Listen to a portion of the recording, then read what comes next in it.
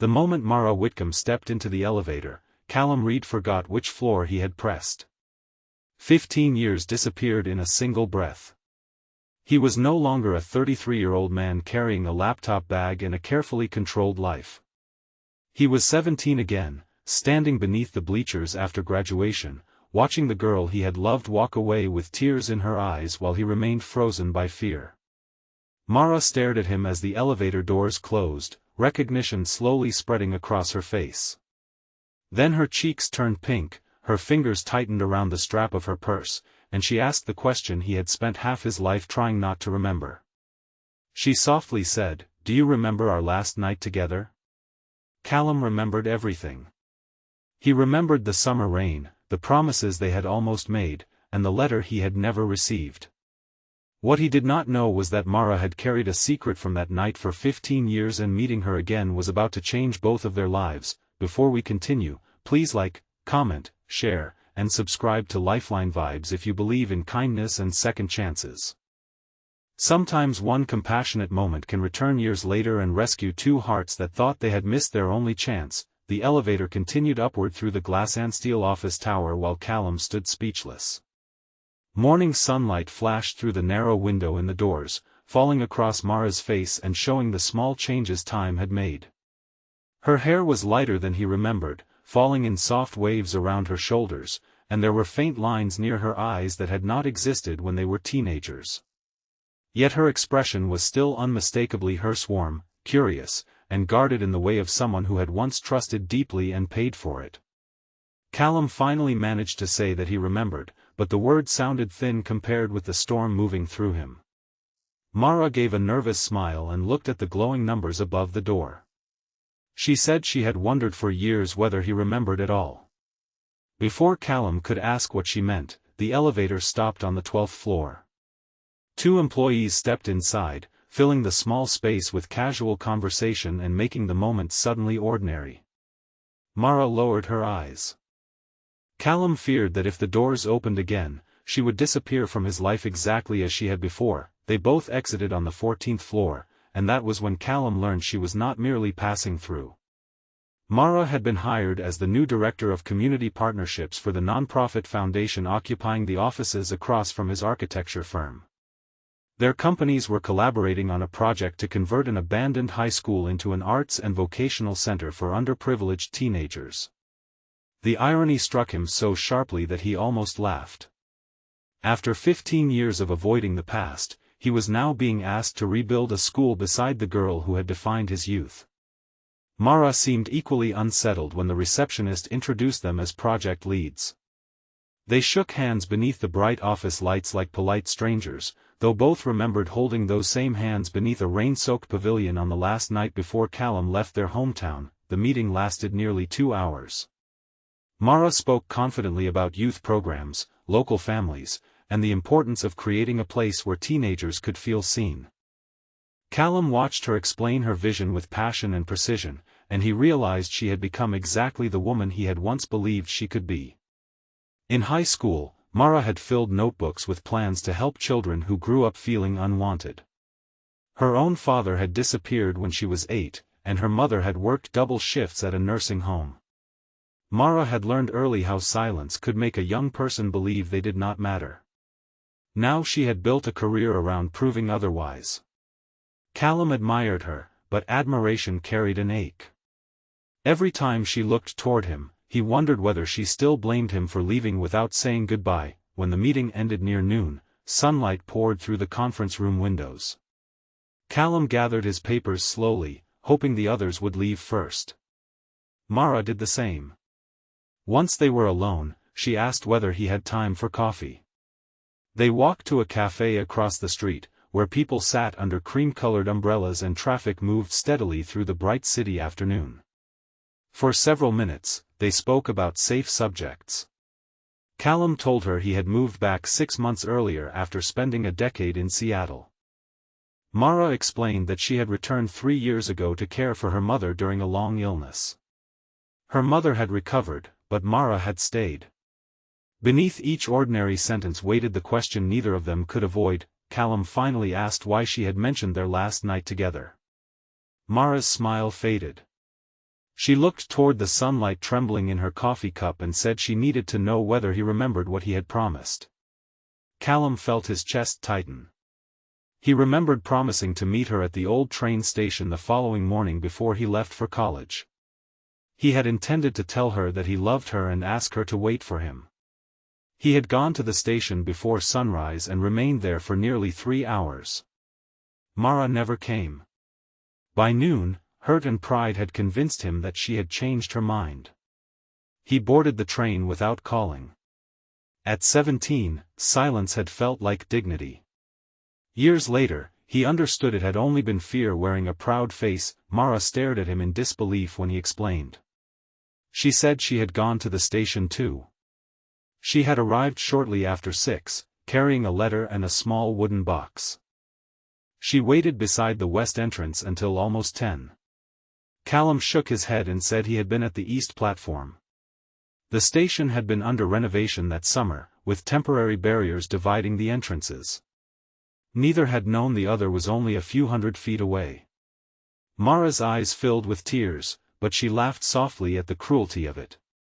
2 teenagers had waited for each other on opposite sides of a wall and then spent 15 years believing they had been abandoned. The discovery should have brought relief, but instead it opened a deeper wound. Callum asked about the letter. Mara reached into her purse and removed a worn envelope, folded carefully inside a clear protective sleeve. His name was written across the front in the rounded handwriting he remembered from school. The paper had yellowed along the edges. Mara told him she had carried it through college, 3 apartments, 2 broken engagements, and countless moments when she almost threw it away. She had never opened it because it had been written for him, not for her. She slid it across the table. Callum's hands trembled as he unfolded the pages. Mara had written that their last evening beneath the pavilion had been the happiest and most frightening night of her life. They had spent hours talking while rain drummed against the roof. Callum had admitted that he was afraid success would turn him into his father, a distant man who measured love by what he could provide rather than by whether he was present. Mara had confessed that she feared everyone she loved would eventually leave. Before they parted, Callum had held her face in his hands and promised that he would not disappear without giving her the truth. In the letter, Mara had written that she loved him and wanted to try, even if distance made everything difficult. She had also written that she had received a scholarship to a college only 40 minutes from his campus. She had planned to surprise him at the station. Callum read the final sentence 3 times. It said that if he still wanted her beside him, he only needed to turn around when he heard her call his name.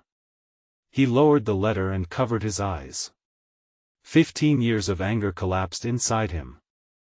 He had spent much of his adult life believing that love was unreliable, that people always withdrew when he needed them most. That belief had shaped every relationship he entered. He left first, stayed emotionally distant, and treated vulnerability as a trap. Now he understood that the story on which he had built his defenses had never been true. Mara watched him quietly. She did not accuse him, although she had every right to be angry. She said they had both been young and frightened. Callum told her that he should have called, written, searched, or done anything other than accept the worst explanation. Mara admitted that she had made the same choice. After the station, she had convinced herself that his promise meant nothing. She ignored his first 2 messages because she wanted him to feel the pain she felt. By the time she was ready to respond, Callum had changed his number after losing his phone, and the misunderstanding hardened into history. They returned to work, but the past followed them into every room. Over the next several weeks, they spent long days surveying the abandoned high school. The building stood beneath tall maple trees at the edge of town, its red brick walls faded by years of weather. Sunlight streamed through broken classroom windows, illuminating dust that floated like tiny stars. They walked through the old music room, the gymnasium, and a library where bookshelves leaned beneath layers of neglect. Mara spoke about creating counseling offices, workshop studios, and a community kitchen. Callum sketched possibilities while listening to her. Their conversations gradually moved beyond the project. They spoke about their families, their regrets, and the people they had become. Callum learned that Mara's 2 engagements had ended for different reasons but shared the same wound. She never fully trusted that anyone would stay. When conflict appeared, she became quiet and distant, waiting for abandonment before it happened. Her second fiancé had told her that loving her felt like standing outside a locked house while she watched through the window. Callum understood because he had lived inside a similar house. He had dated kind women and disappointed them by withholding the parts of himself that mattered. Neither he nor Mara had stopped loving the teenager they remembered, but more importantly, neither had healed the fear born from losing that love. One bright Saturday morning, they joined volunteers to clear debris from the school courtyard. Mara wore jeans, work gloves, and her hair tied beneath a faded blue scarf. Callum watched her laugh with a group of teenagers as they painted planters. A shy 16-year-old named Rowan remained apart from the others, refusing to participate. Mara sat beside him on the curb without pressuring him. After a while, he began talking. His father had recently gone to prison, and students at his school had started treating him as though he carried the same guilt. Mara listened until he finished. Then she told him that where someone comes from does not decide where they can go. Callum saw Rowan's shoulders relax.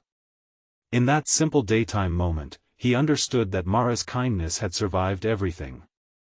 She had been hurt, but she had not become cruel. Later, while carrying boxes through the hallway, Callum found an old classroom desk with 2 initials carved into the wood. The letters were not theirs, but they made him think about all the young people who had sat in that building believing their current pain would last forever. He told Mara that perhaps the center should include a wall where students could write messages to their future selves. Mara loved the idea. Together, they planned a time capsule room where letters would be stored and returned after graduation. Callum quietly wondered whether some letters arrived too late and still managed to save a life. Their growing closeness frightened them. Mara sometimes pulled away after moments of warmth. Callum responded by becoming overly formal. Their old instincts turned small misunderstandings into distance. The tension reached a breaking point during a meeting with donors when Callum announced that he had been offered a major position in Chicago. He had not accepted it, but Mara's face changed when she heard. After the meeting, she accused him of preparing to disappear again. Callum became defensive and reminded her that she had not asked about his plans. Mara said she should not have to beg people to tell her whether they were leaving. The argument ended with her walking out into the sunlit parking lot, tears bright in her eyes. Callum stood alone inside the unfinished building and realized they were repeating the same mistake. Both were waiting for the other person to prove love by reading an unspoken fear. He ran after her. Mara was already near her car when he called her name. This time, there was no wall between them. She stopped but did not turn around. Callum approached slowly and told her the truth before pride could silence him. He had applied for the Chicago job months before meeting her again. The offer represented everything he once believed he wanted: prestige, money, and a skyline office. But now it felt like a test of whether he would continue choosing achievement over connection. He had not made a decision because he was afraid that telling her would make the choice real. Mara turned toward him and said she could not ask him to stay. Callum replied that she was not asking. He was finally asking himself what kind of life he wanted. He told her that the old version of him would leave because staying required courage. Leaving could always be explained as ambition. Staying meant allowing someone to matter enough to hurt him. Mara began to cry. Callum did not promise that they would never fail each other.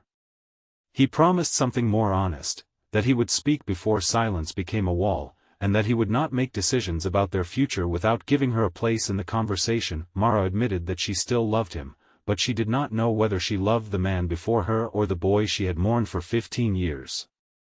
Callum said he did not want to be loved as a memory. He wanted them to learn each other again, slowly and truthfully. They agreed not to rush. There was no dramatic kiss in the parking lot, no perfect declaration that erased the past. Instead, Mara reached for his hand. That small gesture meant more than passion. It meant she was willing to remain present while they discovered what was still possible. the months that followed were not effortless, but they were real. They attended counseling separately and later together, not because their relationship was broken, but because they wanted to stop asking old wounds to guide new choices. Callum declined the Chicago position and accepted a smaller partnership that allowed him to remain local. He made the choice for himself before telling Mara, ensuring she would never feel responsible for a sacrifice he might later resent. Mara learned to say when she was afraid rather than disappearing into silence. Callum learned to listen without immediately trying to solve everything. Their love returned differently than before. It was less like a lightning strike and more like daylight entering a room one careful inch at a time. Nearly a year after their elevator reunion, the youth center opened on a warm spring afternoon. Families gathered beneath colorful banners in the restored courtyard. Music drifted from the renovated auditorium, teenagers displayed artwork in the hallways, and the old library had become a bright learning space filled with sunlight. Rowan, now confident and smiling, gave a short speech about how the center had shown him that his future belonged to him. Mara stood beside Callum with tears in her eyes. After the ceremony, she led him to the time capsule room. Hundreds of envelopes rested in labeled wooden compartments. On a table lay a small box that Callum recognized from her story about the station. Mara said it was the gift she had intended to give him 15 years earlier. Inside was a simple compass engraved with the words, "Find your way back." Callum held it carefully, overwhelmed by the thought that it had waited through all those years. Mara blushed with the same shy expression she had worn in the elevator and asked whether he remembered their last night together. Callum smiled and said that he remembered, but he no longer thought of it as their last night. It had only been the final chapter of who they were before life taught them how to stay. He then handed Mara a fresh envelope. Inside was a letter addressed not to her younger self, but to the woman she would be 15 years in the future. He had written that he hoped they would read it together, wherever life had taken them. He had not filled it with guarantees. He wrote about ordinary mornings, difficult conversations, shared work, forgiveness, and the choice to keep turning toward one another. Mara pressed the letter against her heart. They stepped outside into the golden afternoon, where the courtyard buzzed with laughter. Callum understood then that second chances did not return people to the moment they lost. They carried them forward, scars and all, into something wiser. He and Mara had not recovered the years between them, but they had stopped allowing those years to steal what remained. If this story touched your heart, please engage with the video by liking, sharing, and subscribing to Lifeline Vibes. Your support helps more stories of healing, hope, and unexpected second chances reach people who may need them. And before the ending, please leave a special comment saying, "Love deserves an honest second chance," if you believe two people can find their way back after years of silence. As the sun lowered over the restored school, Mara rested her head against Callum's shoulder. Around them, young people filled a building that had once been abandoned with music, plans, and new beginnings. Callum looked at the compass in his hand and realized it had finally fulfilled its purpose. It had not guided him back to a place. It had guided him back to the truth, that love rarely disappears in one dramatic moment. More often, it becomes lost behind fear, pride, and words left unspoken. And sometimes, when life is unusually kind, an elevator door opens in the middle of an ordinary morning, the person you never forgot steps inside, and you are given one more chance to turn toward them before the doors close again.